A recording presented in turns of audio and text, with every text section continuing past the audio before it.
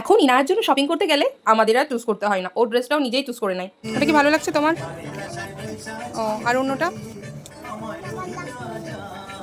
এটা একবার দেখো তো, এটা এটা হোয়াইট, দেখো আমার দিকে, দেখি দেখি। তারপর ড্রেস চুজ করতে করতে দেখি ইনায়া পুরো অবাক। ও আবার আমাকে দেখাচ্ছে, মা দেখো দেখো আমার মতন ড্রেস। মানে ও ভাবছে ওর ড্রেসটাই হয়তো এই দিদিটা নিয়ে চলে এসেছে ওর বাড়ি থেকে। আর এদিকে ম্যাডাম হাতে 5খানা ড্রেস নিয়েছে শুধুমাত্র ট্রায়াল করার জন্য। সেগুলো আবার একটা একটা করে পরিয়ে দেখে নিলাম ও ঠিকঠাক সাইজে হচ্ছে কিনা, কারণ নেক্সট দিনই আমাদের ট্রেন ছিল। আচ্ছা, এই ড্রেসটা কেমন লাগলো, মানে এই টপটা কেমন লাগলো তোমাদের? আমার কেন জানি খুব একটা ভালো লাগেনি, তাই এটা নিইনি, মানে পছন্দ হয়নি। আসলে এই ড্রেসগুলো নিচ্ছিলাম আমার একটা ফ্রেন্ডের, যেহেতু বিয়ে ছিল, তোমরা ছবিগুলো আগে দেখেইছো, তো তার বিয়েতে যাওয়ার জন্য ইনার একটা ড্রেস নিতে গেছিলাম। একটা নিতে গিয়ে আবার দুটো নেওয়া হয়ে গেছিলো যদিও। আর একটু পাতলার মধ্যে দেখছিলাম, কারণ সেই সময়টায় প্রচণ্ড গরম ছিল। আর ওর যতগুলো বিয়েতে পরার মতন ড্রেস ছিল সেগুলো একটাও পরে যাওয়ার মতন অবস্থায় ছিল না, কারণ ম্যাডাম তো এখন বড় হয়ে যাচ্ছে দিন দিন, তো সেই ড্রেসগুলো সব ছোট হয়ে গেছে। আর ওয়েদারটাও খুব গরমের ছিল, তাই একটু হালকা পাতলার মধ্যে কিছু ড্রেস নিতে চাইছিলাম। এতক্ষণে নিশ্চয়ই তোমরা বুঝে গেছো কোন ড্রেসটা ইনার জন্য নিয়েছি। হ্যাঁ, এটাই নিয়েছিলাম ইনার জন্য, এর সঙ্গে আরও একটা নিয়েছি, সেটাও তোমাদের সঙ্গে শেয়ার করবো। আর এই অফ হোয়াইটটা খুব একটা বেশি পছন্দ হয়নি আমার, আমার বোনের দুজনেরই পছন্দ হয়নি।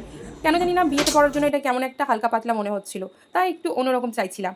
আর এই যে এই ড্রেসটা ইনায়ের আবার খুব পছন্দ হয়েছিল, আমারও খুব ভালো লাগছিল, কিন্তু ওই যে ওয়েদারের কথা ভেবে আর এটা নেওয়া হলো না।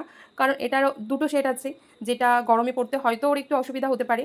আর আমি যেহেতু সারাটা দিন ওখানে স্টে করব, একটা ড্রেস পরে অসুবিধাই হবে, তাই জন্য ওটাও নিইনি। এগুলোর মধ্যে দুখানা সেট নিয়েছিলাম, ওই যে সেকেন্ডের একখানে পিঙ্ক কালারের সেট ছিল, সেই পিঙ্ক কালারের 2 পিসের সেটটা নিয়েছিলাম। ফাইনালি কেনাকাটা কমপ্লিট, এবারে বাড়ি যাওয়ার পালা।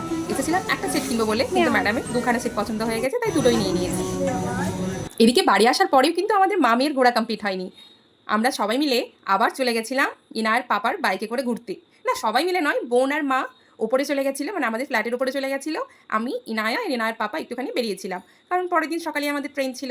তো পরের দিন তো আমরা চলে যাব, ইনায়ের পাপাকে অনেক দিন আবার দেখতে পারবে না। তো তাই জন্য আমরা তিনজনে করে বাইকে একটু ঘুরতে বেরিয়েছিলাম। ওই যে দূরে আকাশে চাঁদটা দেখো কি সুন্দর লাগছে, তাই না? জায়গাটা হলো যাদবপুর স্টেশনের ব্রিজটা।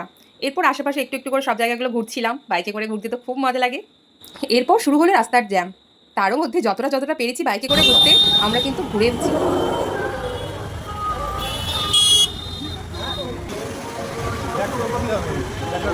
দেখেই বুঝতে পারছো পুজোর ভিড়ে কত জ্যাম হয়ে গেছে, গাড়িগুলোও যেতে পারছে না। রাস্তা ক্লিয়ার হলে ওরাও একটু একটু করে এগিয়ে যেতে পারবে। আর আমাদের এই রাস্তাটা তখন ফাঁকা ছিল, তাই আমরা খুব ভালোভাবেই এগিয়ে যেতে পারছিলাম। আর এইদিকে ম্যাডাম ইনায়া চোখ ঢুলুঢুলু হয়ে গেছে, তাও তার একটাই বায়না, বাড়ি যাব না, বাড়ি যাব না।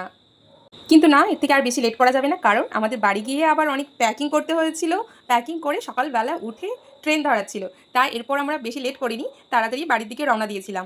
আর মাঝপথে কিন্তু ইনা ঘুমিয়েও গেছিলো, বাইকের চাপার পর অনেক বাচ্চাদেরই এটা হয়, ঘুম পেয়ে যায়। আমার কিন্তু কলকাতায় পুজোর সময়টা একটা কারণেই ভালো লাগে, কারণ এর অলিগলি সব জায়গায় লাইট দিয়ে খুব সুন্দরভাবে সাজানো থাকে। যদিও এবারে আমি 30 তারিখে চলেই গেছিলাম এবং পুজোর শেষে আবার এখানে ফিরেছিলাম, তাই খুব বেশি আর ঘোরাঘুরি হয়নি। তোমরা এবার পুজোর ছুটিতে কে কোথায় ঘুরতে গেছিলে? আমি তো এবারে মায়ের বাড়িতেই কাটিয়ে আসলাম, কারণ ওই সময়টা আমার বান্ধবীর বিয়ে ছিল, তাই বিয়েতে খুব মজা করেছি, তোমরা তো ভিডিওগুলো দেখেওছো। আর এই হলো আমাদের হাইল্যান্ড পার্ক, যেটাতে আর আমার যাওয়া হলো না, খুব সুন্দর সাজিয়েছিল। তো আজকের ভিডিওটা এখানেই, কেমন লাগলো ভিডিওটা অবশ্যই কমেন্ট করে জানিও, কারণ তোমাদের এই কমেন্টগুলোই আমার নেক্সট ভিডিও বানাতে ভীষণভাবে উৎসাহিত করে, তাই তোমাদের ফিডব্যাকটা অত্যন্ত জরুরি। আর এই যে আমি একটা কপাল করে বর পেয়েছিলাম, যার জন্য পুরো কলকাতা শহরটা আমি ঘুরে দেখতে পেরেছি।